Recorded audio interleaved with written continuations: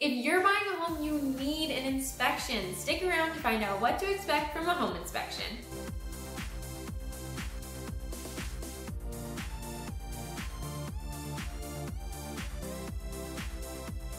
Hey everyone, welcome back. I'm Lindsay with the Wise Move AZ team at Realty One Group. If you want to stay up to date on all things Anthem and real estate, then you need to hit that subscribe button.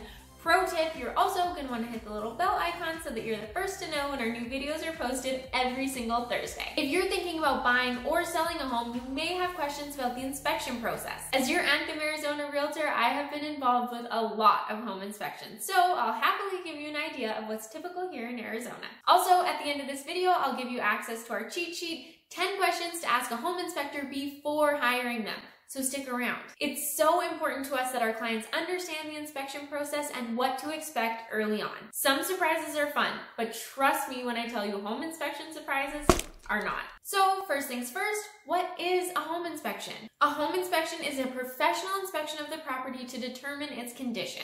Unless otherwise negotiated in the purchase contract, you have 10 days in Arizona to conduct any and all desired inspections of a property. It's best to schedule your inspections as early as possible in that 10-day period, just in case you need follow-up inspections or you need to get quotes for repairs. Your realtor can recommend an inspector if you don't already have one, and can even help with getting the inspection scheduled. In this video, I'm going to share the 5 most important things you should expect from a home inspection. Before I jump in, I want to remind everyone, no house is perfect. Your inspector is going to find things that are wrong with the home and report them to you. That's what they're paid to do.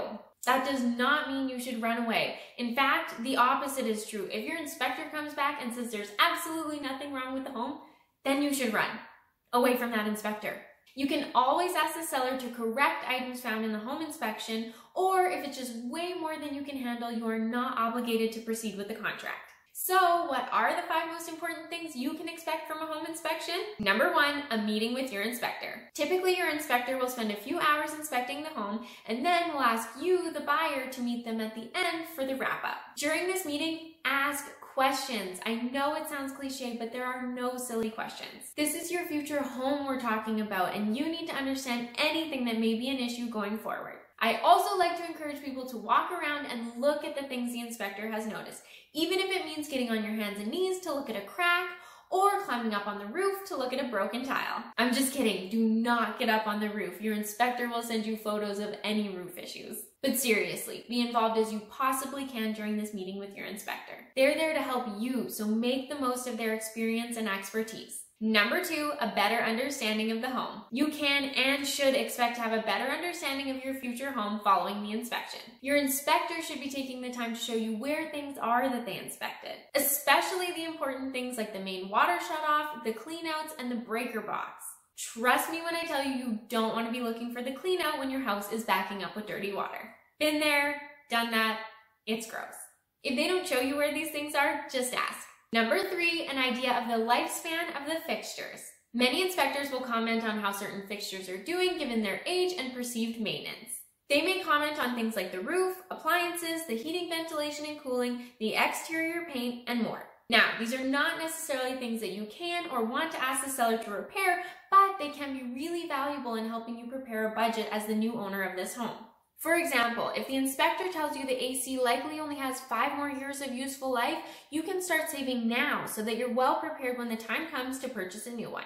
Number 4, a report. That's right, you can expect a formal written report with photos from your home inspector. Following your meeting with the home inspector, they'll put all the things they mentioned in writing along with some other great information about your home that they may not have mentioned in person. Typically, you'll receive this report within 1 day of the inspection being completed. Even if you attended the wrap-up meeting and asked a million questions, read this report. Let me say that again. Read this report, cover to cover, even if you don't want to.